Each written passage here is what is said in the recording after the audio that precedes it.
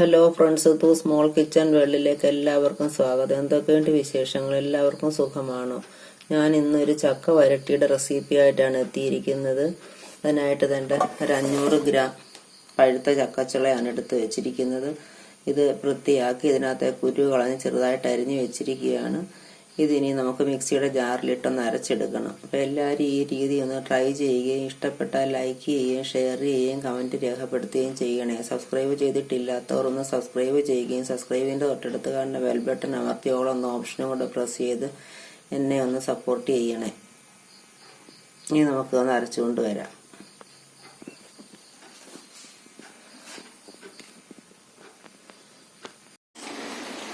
ചക്കയുടെ പൾപ്പ് ഇവിടെ റെഡി ആയിട്ടുണ്ട്. നമ്മൾ ചെവിടി കട്ടിയുള്ള ഒരു പാത്രത്തിലേക്ക് അത് ഒഴിച്ചു കൊടുക്കുകയാണ്. ഇതിനകത്താണ് നമ്മളിത് വഴറ്റുന്നത്. അതിനകത്തേക്ക് വേണ്ട ഞാൻ കുറച്ച് നെയ്യ്, 1 ടീസ്പൂൺ നെയ്യ് പാത്രത്തിൽ പുരട്ടിയിട്ടുണ്ട്. ഇനി നമുക്കിത് അതിലേക്കൊന്ന് ഒഴിച്ചു കൊടുക്കാം. നമ്മൾ അല്പം പോലും വെള്ളം ചേർത്തല്ല ഇത് അരച്ചത്. അതുകൊണ്ട് നമുക്ക് വളരെ പെട്ടെന്ന് റെഡിയാക്കി എടുക്കാൻ സാധിക്കും. അതിന് ചേർക്കുന്നതിന് വേണ്ടി ഞാനൊരു 250 ഗ്രാം ശർക്കര ഉരുകാനായിട്ട് വെച്ചിരിക്കാൻ നമുക്ക് അതോട് ഉരുക്കി ഇതിനകത്ത് ചേർക്കണം. ഇനി നമുക്കിതിനൊന്ന് തീ കത്തിക്കും.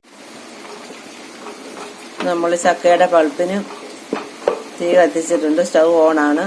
എന്നിട്ട് നമ്മൾ ഇളക്കിക്കൊണ്ടിരിക്കുകയാണ്. ഇച്ചിരി നീളമുള്ള തവ വെച്ച് നമ്മൾ ഇളക്കണം. കാരണം ഇത് ചൂടാകുമ്പം പൊട്ടിത്തെറിക്കാൻ സാധ്യതയുണ്ട്. അപ്പോൾ നമ്മുടെ ദേഹത്ത് വീഴാതെ നമ്മൾ സൂക്ഷിച്ച് വേണം ഇളക്കി കൊടുക്കാൻ.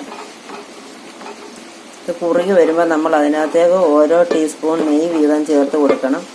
ഏകദേശം 10-30 മിനിറ്റ് കൊണ്ട് നമുക്കിത് റെഡിയായി കിട്ടും.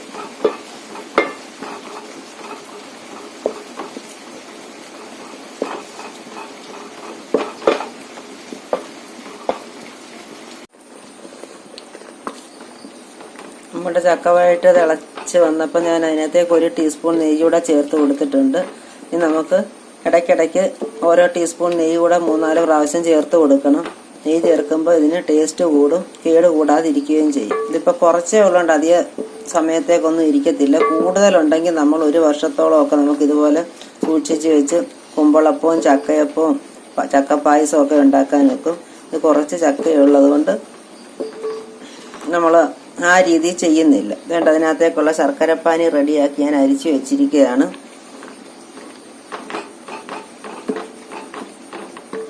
ഇനി നമുക്ക് ശർക്കര പാനിയുടെ ഇതിൻ്റെ കൂടെ ചേർത്ത് കൊടുക്കാം.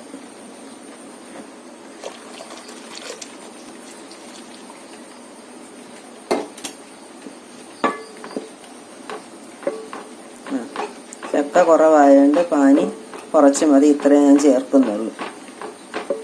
ഇനി നമുക്കിതിനകത്ത് 1 ടീസ്പൂൺ നെയ്യ് കൂടെ ചേർത്ത് കൊടുക്കാം.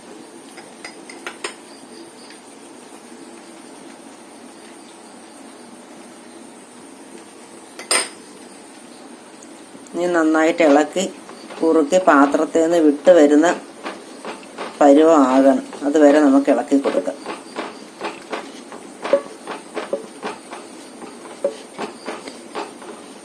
കുറുകി വരുമ്പോൾ നമ്മൾ അതിലേക്ക് 1 ടീസ്പൂൺ ചുക്കുപൊടി, 1 ടീസ്പൂൺ ഏലക്കാപ്പൊടി, 1/2 ടീസ്പൂൺ നല്ല ജീരകപ്പൊടി എന്നിവയും ചേർക്കുന്നുണ്ട്.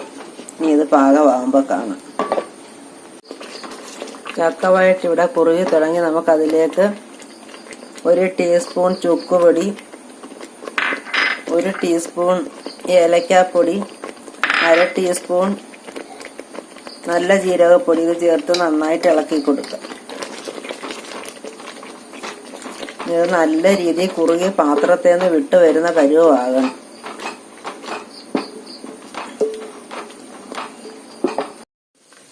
നമ്മുടെ ചക്കവഴട്ട് ഇവിടെ റെഡിയായി വന്നിട്ടുണ്ട്. നമുക്കിനി സ്റ്റൗ ഓഫ് ചെയ്യാം. ഇതിനി മറ്റൊരു പാത്രത്തിലേക്ക് മാറ്റാം. കൂടുതലൊക്കെ ഉള്ളവർ ഇതുപോലെ വഴട്ടി വെച്ചിരുന്നാൽ 1 വർഷം വരെ അവർക്ക് ചക്ക വിഭവങ്ങൾ ഉണ്ടാക്കി കഴിക്കാൻ സാധിക്കും. കുഞ്ഞുങ്ങൾക്കൊക്കെ ഇത് പാത്രത്തിൽ കോരി കൊടുത്തൊരു സ്പൂണോടെ കൊടുക്കാമെങ്കിൽ ഒരു നല്ല രീതി വളരെ ഇഷ്ടത്തോടു കൂടി കഴിക്കുന്ന ഒരു വിഭവമാണ്. എല്ലാവരും ഇതൊന്ന് ട്രൈ ചെയ്ത് നോക്കണം. ശോഭനേജി, ചക്ക വഴറ്റിയത് എങ്ങനെയുണ്ട്? നല്ല അടിപൊളി ടേസ്റ്റാണ്. ആണോ? എനിക്കിഷ്ടപ്പെട്ടു. നന്നായിരിക്കുന്നു.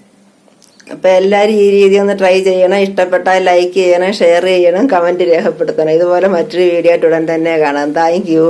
ഓക്കെ